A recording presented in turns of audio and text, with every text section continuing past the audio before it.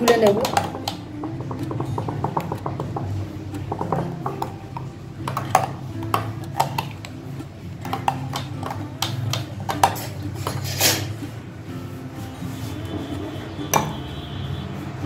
নমস্কার, আসাম কুক ট্যুরে আপনাদের স্বাগত।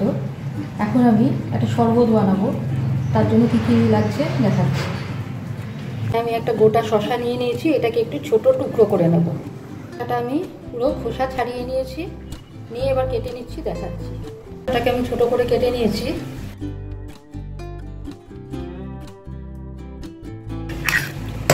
মিক্সির জারে দিয়ে দিচ্ছি।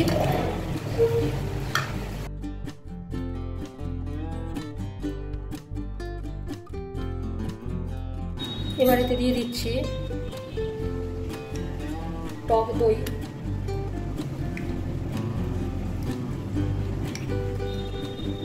3 চামচ মতো টক দই। কেউ এটা বাড়ানো কমানো করতেই পারেন। দিয়ে দিচ্ছি বিট নুন আন্দাজ মতো, এটা টেস্ট করে বাড়ানো কমানো করবেন। দিয়ে দিচ্ছি জিরে ভাজা গুঁড়ো,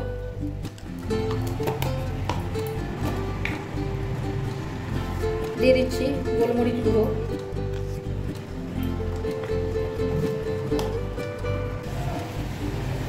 দিয়ে দিচ্ছি গুঁড়ো চিনি। গুঁড়ো চিনি দিতেই হবে তার কোনো মানে নেই, আমার আছে করা রয়েছে, সেই জন্য যতটা পাচ্ছি গুঁড়ো চিনি দিয়ে দিচ্ছি। আপনারা সাধারণ চিনিও দিতে পারেন। এবার চিনি কম বেশি হলে পরে আমি অ্যাড করতে পারি, যেহেতু এটা গুঁড়ো করা, তাড়াতাড়ি গুলে যাবে। গুঁড়ো করা না থাকলেও অসুবিধা নেই। যার বাড়িতে যা আছে তাই দিয়ে করবেন।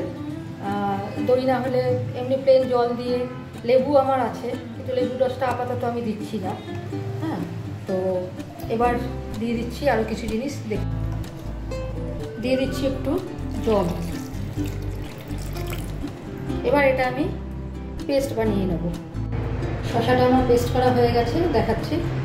পেস্ট করা হয়ে গেছে, এরকম বাবল উঠে এসছে, কি সুন্দর দেখুন। এবার এটাকে আমি অন্যরকম করব। আমি আরও অর্ধেক শসা নিচ্ছি, এটা আমি গ্রেটারে কুড়িয়ে নেব। কুড়িয়ে নিলে একটু মুখে পড়বে।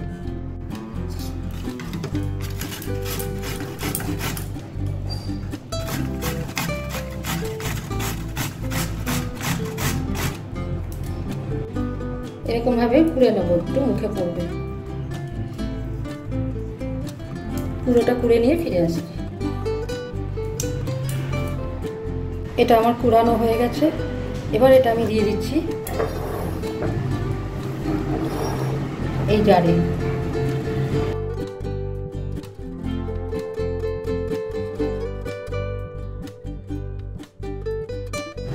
এবার এতে দিয়ে দিচ্ছি দই, শসা আর মশলার পেস্টটা।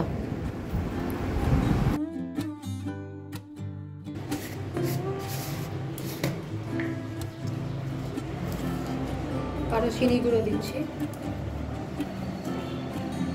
টেস্ট করে দেখবেন, এগুলো টেস্ট অনুযায়ী দিতে হবে। আন্দাজ মতো দিলাম, প্রয়োজন মতো দিলাম। দিয়ে দিচ্ছি একটা জলজিরার পাউচ, পুরোটাই দিয়ে দিচ্ছি। এতে সব কিছু দেওয়া থাকে, না থাকলে দেবেন না। যেগুলো আমি আলাদা আলাদা করে ইউজ করলাম সেগুলো দিলেও হবে।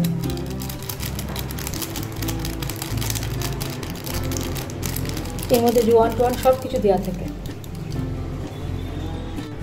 গুলে নেব।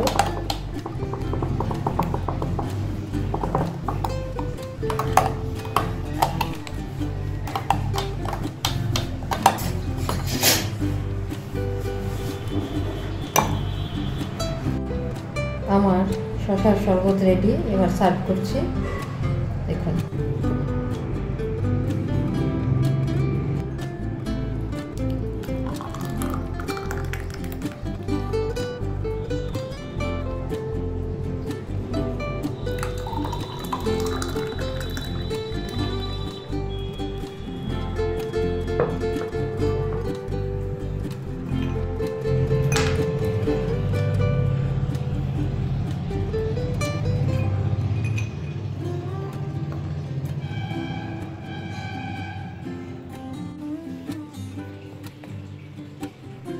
আমার শসার শরবত রেডি টু সার্ভ।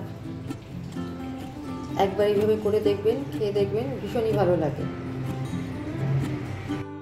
শসার শরবত কেমন লাগলো জানাবেন। আজকের মতো এখানেই রাখছি। ধন্যবাদ, ভালো থাকবেন।